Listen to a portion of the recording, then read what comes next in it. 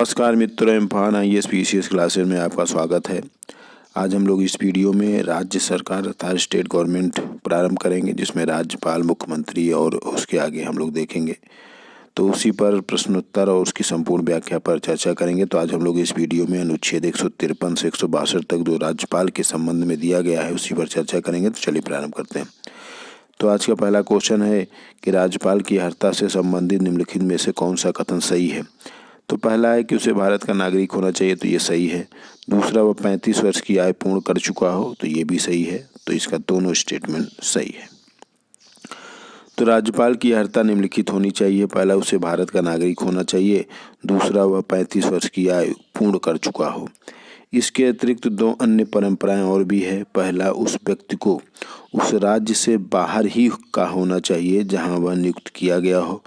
दूसरा, जब राज्यपाल की नियुक्ति हो तो राष्ट्रपति के लिए आवश्यक है कि राज्य के मामले में मुख्यमंत्री से परामर्श करें ताकि राज्य में संवैधानिक व्यवस्था सुनिश्चित हो सके। नेक्स्ट क्वेश्चन है कि राज्यपाल की नियुक्ति कौन करता है। तो ऑप्शन में है राष्ट्रपति, उपराष्ट्रपति, लोकसभा अध्यक्ष, प्रधानमंत्री। तो राज्यपाल की नियुक्ति राष्ट्रपति करता है केंद्रीय मंत्रिमंडल की सिफारिश पर। तो अनुच्छेद 155 के अनुसार राज्यपाल की नियुक्ति केंद्रीय मंत्रिमंडल की सिफारिश पर राष्ट्रपति द्वारा 5 वर्षों के लिए सामान्यतः किया जाता है। राज्यपाल की नियुक्ति के लिए ना तो किसी निर्वाचन मंडल की व्यवस्था दी गई है और ना ही उसको पद से हटाने के लिए किसी महाभियोग की व्यवस्था है। नेक्स्ट क्वेश्चन है कि राज्यपाल का सामान्यतः कार्यकाल होता है। तो ऑप्शन में है 3 साल, 5 साल, 6 साल, 4 साल। तो सामान्यतः 5 साल का कार्यकाल होता है। तो अनुच्छेद 156 के अनुसार राज्यपाल अपनी नियुक्ति की तारीख से 5 वर्ष तक पद धारण करेगा। उसका इसी पद पर पुनर्निर्वाचन भी हो सकेगा। कार्यावधि के दौरान उसका दूसरे राज्यों के लिए स्थानांतरण भी हो सकता है। राज्यपाल राष्ट्रपति के प्रसाद पर्यंत पद धारण करेगा। इसका अर्थ यह हुआ कि राष्ट्रपति राज्यपाल को कार्यकाल के मध्य भी पदच्युत कर सकेगा। राज्यपाल राष्ट्रपति को संबोधित अपने त्यागपत्र द्वारा पद त्याग कर सकेगा। ये सभी क्वेश्चन पूछे गए हैं। राज्यपाल की आकस्मिक मृत्यु, पदच्युत अथवा पद मुक्ति के पश्चात नए राज्य की नियुक्ति तक पड़ोसी राज्यों के राज्यपाल को कार्यभार देने की भी हमारी परंपरा रही है। नेक्स्ट क्वेश्चन है कि निम्नलिखित में से कौन सा अधिकार राज्यपाल को नहीं है। तो मुख्यमंत्री की नियुक्ति करना सही है। मुख्यमंत्री की सलाह पर अन्य मंत्रिमंडल के अन्य मंत्रियों की नियुक्ति करना एकदम सही है।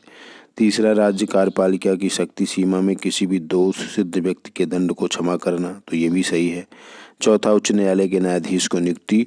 तो उच्च न्यायालय के न्यायाधीशों की नियुक्ति राज्यपाल नहीं करता है बल्कि राष्ट्रपति करता है। नेक्स्ट क्वेश्चन है कि राज्यपाल को शपथ कौन दिलाता है। तो ऑप्शन में है उच्च न्यायालय के मुख्य न्यायाधीश, राष्ट्रपति, मुख्यमंत्री, विधानसभा के अध्यक्ष। तो राज्यपाल को पद की शपथ जो है वो उच्च न्यायालय का मुख्य न्यायाधीश दिलाता है। तो अनुच्छेद 159 के अनुसार राज्यपाल संबंधित राज्य के उच्च न्यायालय के मुख्य न्यायाधीश के समक्ष शपथ ग्रहण करता है। नेक्स्ट क्वेश्चन है कि राष्ट्रपति और राज्यपाल की क्षमा दान की शक्ति में निम्नलिखित में से कौन सा कथन सही है। पहला है कि राज्यपाल को मृत्युदंड के मामले में क्षमादान की शक्ति प्राप्त नहीं है, जबकि राष्ट्रपति को ऐसा अधिकार प्राप्त है, एकदम सही है। दूसरा, राज्यपाल को सेना न्यायालय द्वारा दिए गए दंड के मामले में क्षमादान की शक्ति प्राप्त नहीं है, जबकि राष्ट्रपति को प्राप्त है। तो दोनों स्टेटमेंट सही है। तो अनुच्छेद 161 कहता है कि राज्यपाल को यह अधिकार देता है कि वह राज्य की कार्यपालिका के विस्तार तक किसी अपराध के लिए दोष सिद्ध व्यक्ति के दंड को क्षमा, प्रतिलंबन, विराम अथवा परिहार के माध्यम से कम कर सकता है अथवा समाप्त कर सकता है। अब हम लोग राष्ट्रपति और राज्यपाल की क्षमादान शक्ति में अंतर देख लेते हैं। तो राज्यपाल को मृत्युदंड के मामले में क्षमादान की शक्ति प्राप्त नहीं है, जबकि राष्ट्रपति को अनुच्छेद 72 के तहत ऐसा अधिकार प्राप्त है। राज्यपाल को सेना न्यायालय द्वारा दिए गए दंड के मामले में समाधान की शक्ति भी प्राप्त नहीं है, जबकि राष्ट्रपति को प्राप्त है। राज्यपाल को मृत्युदंड के मामले में इसको समाप्त करने की शक्ति भी प्राप्त नहीं है। तो ये बेसिक डिफरेंस है राष्ट्रपति और राज्यपाल में। नेक्स्ट क्वेश्चन है कि निम्नलिखित में से कौन सुमेलित नहीं है। तो पहला है कि अनुच्छेद 153 में राज्यों के राज्यपाल होंगे, ये दिया गया है। अनुच्छेद 154 में राज्य की कार्यपालिका शक्ति राज्यपाल में निहित होगी। तीसरा जो है अनुच्छेद 155 में राज्यपाल की पदावधि है, तो ये गलत है। क्योंकि अनुच्छेद 155 में राज्यपाल की नियुक्ति है और अनुच्छेद 156 में राज्यपाल की पदावधि है, तो ये एक दूसरे से एक्सचेंज हो गया है, तो तीसरा और चौथा सही नहीं है। तो अनुच्छेद 153 में राज्यों के राज्यपाल हैं। अनुच्छेद 154 में राज्यपाल की कार्यपालिका शक्ति का वर्णन किया गया है। 155 में राज्यपाल की नियुक्ति का प्रावधान है, जबकि 156 में राज्यपाल की पदावधि का उल्लेख किया गया है। अनुच्छेद 157 में राज्यपाल नियुक्त होने के लिए शर्तें हैं। अनुच्छेद 158 में राज्यपाल के पद के लिए शर्तें हैं, यहाँ अर्हताएं हैं, ये शर्त हैं। अनुच्छेद 159 में राज्यपाल द्वारा शपथ या प्रतिज्ञान का वर्णन है, जबकि अनुच्छेद 160 में कुछ आकस्मिकताओं में राज्यपाल के कृत्यों का निर्वहन है। अनुच्छेद 161 में क्षमा आदि की और कुछ मामलों में दंड आदेश के निलंबन, परिहार या लघुकरण की राज्यपाल की शक्ति, और अनुच्छेद 162 में राज्यपाल की कार्यपालिका शक्ति का विस्तार किया गया। नेक्स्ट क्वेश्चन है कि निम्नलिखित में से किसकी नियुक्ति राज्यपाल नहीं करता? मुख्यमंत्री तो करता है, महाधिवक्ता इनकी भी नियुक्ति करता है, मंत्रिपरिषद के सदस्य मुख्यमंत्री के सलाह से मंत्रिपरिषद के सदस्यों की भी नियुक्ति करता है, लेकिन उच्च न्यायालय के न्यायाधीश की नियुक्ति राष्ट्रपति करता है।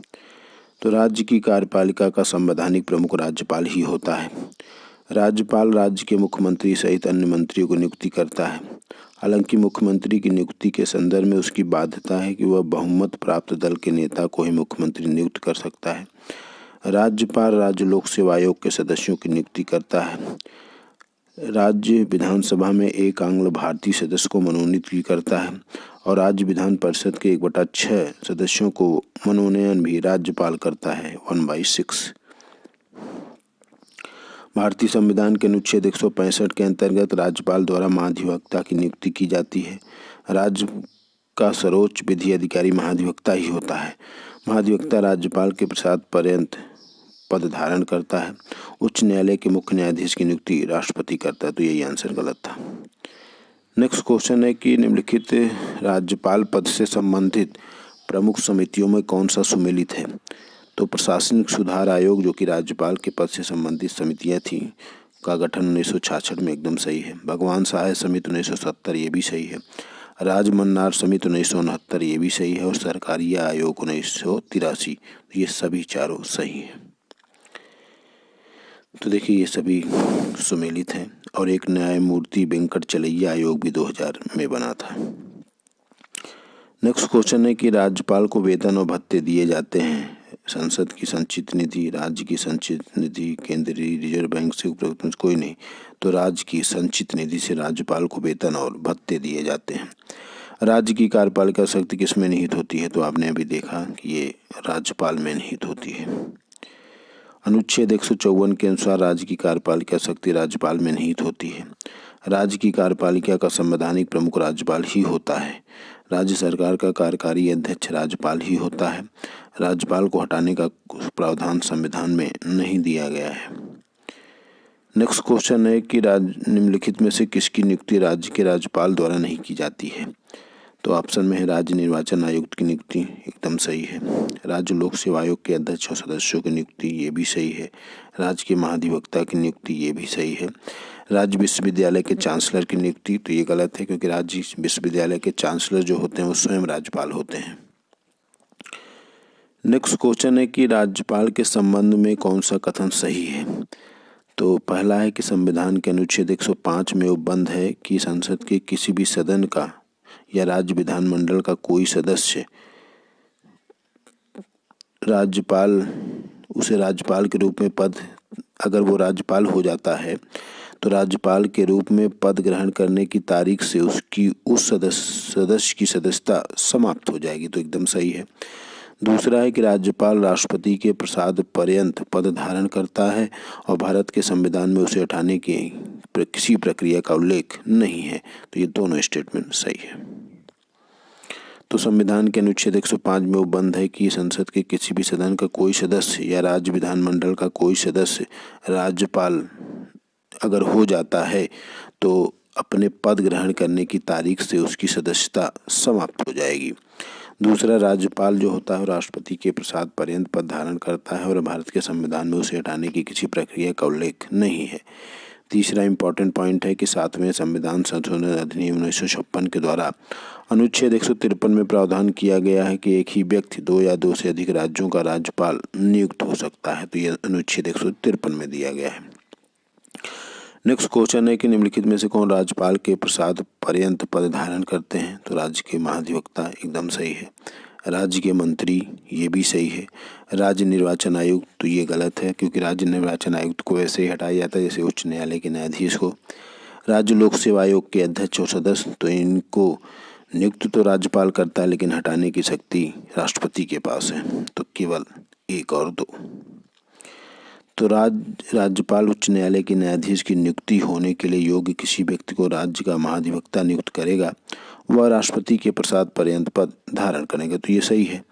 राज्य के मुख्यमंत्री और मुख्यमंत्री के सलाहकार अन्य मंत्रियों की नियुक्ति राज्यपाल द्वारा की जाती है और मंत्री राज्यपाल के प्रसाद पर्यंत पद धारण करते हैं, ये भी सही है। लेकिन तीसरा जो है कि राज्य निर्वाचन आयुक्त की नियुक्ति राज्यपाल द्वारा की जाती है, लेकिन उसे हटाने की विधि उच्च न्यायालय के न्यायाधीश जैसी ही है। और चौथा, राज्यपाल जो है लोक सेवा आयोग के अध्यक्ष व सदस्य की नियुक्ति करती है, लेकिन उन्हें हटाने का अधिकार राष्ट्रपति को है। नेक्स्ट क्वेश्चन है कि राज्यपाल के संदर्भ में निम्नलिखित कथनों में कौन सा सही नहीं है, कौन सा सही है, ये पूछा है। तो संविधान के अनुच्छेद 213 के अंतर्गत राज्य के राज्यपाल को अध्यादेश जारी करने की शक्ति है, तो सही है। दूसरा, राज्यपाल किसी भी समय अध्यादेश को वापस ले सकता है, ये भी सही है। तीसरा है 6 माह की समाप्ति पर अध्यादेश प्रवर्तन में नहीं रहेगा यदि पहले राज्य विधानमंडल द्वारा स्वीकृति न मिली हो। तो यही गलत है, क्योंकि ये 6 माह नहीं है बल्कि 6 सप्ताह है। तो ये केवल 1, 2 सही है। तो संविधान के अनुच्छेद 213 के अंतर्गत राज्य के राज्यपाल को अध्यादेश जारी करने की शक्ति है। राज्यपाल किसी भी समय अध्यादेश को वापस ले सकता है। तीसरा, जो 6 माह लिखा था, तो यहाँ 6 सप्ताह की समाप्ति पर अध्यादेश प्रवर्तन में नहीं रहेगा यदि इससे पहले राज्य विधानमंडल द्वारा स्वीकृति न मिली हो। एक इम्पॉर्टेंट नोट है कि विधायी शक्ति के संबंध में राज्यपाल राज्य विधानमंडल का अंग होता है, वैसे जैसे राष्ट्रपति संसद का अंग होता है। राज्यपाल के पास कोई आपातकाल शक्ति राष्ट्रपति जैसा नहीं होता है। नेक्स्ट क्वेश्चन है कि राज्यपाल के संबंध में कौन सा कथन सही है? तो पहला है कि राष्ट्रपति और राज्यपाल दोनों अध्यादेश का प्रयोग मंत्रिपरिषद की सलाह पर करता है, तो एकदम सही है। दूसरा, कोर्ट मार्शल के तहत सजा प्राप्त व्यक्तियों की सजा को राष्ट्रपति संविधान के अनुच्छेद 72 के तहत और राज्यपाल अनुच्छेद 161 के तहत माफ कर सकता है। तो ये गलत है, क्योंकि राष्ट्रपति को तो ये अधिकार प्राप्त है, लेकिन राज्यपाल को ये अधिकार प्राप्त नहीं है। तो केवल स्टेटमेंट पहला सही है। तो राष्ट्रपति और राज्यपाल दोनों अध्यादेशों का प्रयोग मंत्रिपरिषद की सलाह पर करता है, लेकिन कोर्ट मार्शल अर्थात सैन्य अदालत के तहत सजा प्राप्त व्यक्तियों को सजा को राष्ट्रपति संविधान के अनुच्छेद 72 के तहत माफ कर सकता है, जबकि राज्यपाल को ऐसा अधिकार नहीं प्राप्त है। एक नोट्स देख लेते हैं कि राज्य के गवर्नर द्वारा एक विधेयक राष्ट्रपति के विचारार्थ आरक्षित किया जाता है तब जब राष्ट्रपति विधेयक पर अनुमति दे सकता है, विधेयक पर अनुमति रोक सकता है, राज्यपाल को निर्देश देगा कि विधेयक को राज्य विधानमंडल के सदन के पुनर्निर्वाचन के लिए लौटा दे, केंद्रीय सदनों द्वारा संशोधन या बिना किसी संशोधन के पारित कर राष्ट्रपति के सामने प्रस्तुत किया जाता है, तो राष्ट्रपति उसे अनुमति देने के लिए बाध्य नहीं है। ये बहुत इंपॉर्टेंट पॉइंट है। राज्यपाल बाध्य होता है, लेकिन राष्ट्रपति नहीं। नेक्स्ट क्वेश्चन है कि राज्यपाल संबंधित निम्नलिखित कथनों में से कौन सा कथन सही है? पहला है कि वह राज्य विधानसभा के सत्र को आहूत या सत्रावसान में विघटित कर सकता है, एकदम सही है। दूसरा, वह राज्य विधान परिषद के कुल सदस्यों के 1/6 भाग जिन्हें साहित्य, विज्ञान, कला, सहकारिता आंदोलन और समाज सेवा का ज्ञान हो नामित करता है, एकदम सही है। तीसरा, वित्त आयोग, राज्य लोक सेवा आयोग और महानियंत्रक परीक्षक की रिपोर्ट को वह विधानसभा में रखवाता है, तो ये भी सही है, तीनों सही है।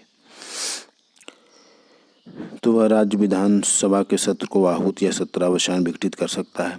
वह राज्य विधान परिषद के कुल सदस्यों का 1/6 भाग जिन्हें साहित्य, विज्ञान, कला, सहकारिता आंदोलन और समाज सेवा का ज्ञान हो नामित करता है। वित्त आयोग, राज्य लोक सेवा आयोग और महानियंत्रक परीक्षक की रिपोर्ट को राज्य विधानसभा के सामने प्रस्तुत करता है। वह विधानमंडल के प्रत्येक चुनाव के पहले और प्रतिवर्ष के पहले सत्र को संबोधित करता है। नेक्स्ट क्वेश्चन है कि राज्य विधानमंडल द्वारा पारित किसी विधेयक को राज्यपाल के पास भेजे जाने पर वह विधेयक को स्वीकृत कर सकता है, स्वीकृत के लिए उसे रोक सकता है, ये भी सही है। तीसरा, विधेयक को, यदि वो धन विधेयक नहीं है, क्योंकि धन विधेयक होगा तो उसे अनुमति देना ही पड़ता है, विधानमंडल के पास पुनर्विचार के लिए वापस कर सकता है, लेकिन राज्य विधानमंडल द्वारा पुनः बिना परिवर्तन के राज्यपाल के पास भेजे जाने पर अपनी सहमति देनी आवश्यक होगी। तो तीनों स्टेटमेंट सही है। वो विधेयक को स्वीकृत कर सकता है, रोक सकता है, विधेयक को विधानमंडल के पास पुनर्निर्वाचन के लिए वापस कर सकता है, लेकिन राज्य विधानमंडल द्वारा पुनः बिना परिवर्तन के राज्यपाल के पास भेजे जाने पर अपनी सहमति देनी आवश्यक होगी। चौथा इंपॉर्टेंट पॉइंट है कि विधेयक को राष्ट्रपति के विचार के लिए सुरक्षित रख सकता है।